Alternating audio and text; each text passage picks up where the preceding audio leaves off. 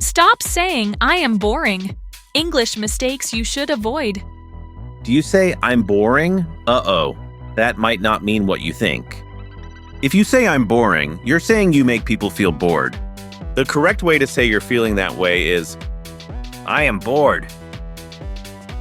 Many learners confuse bored and boring, but they're very different.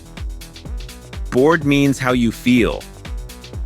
Boring means how you make others feel.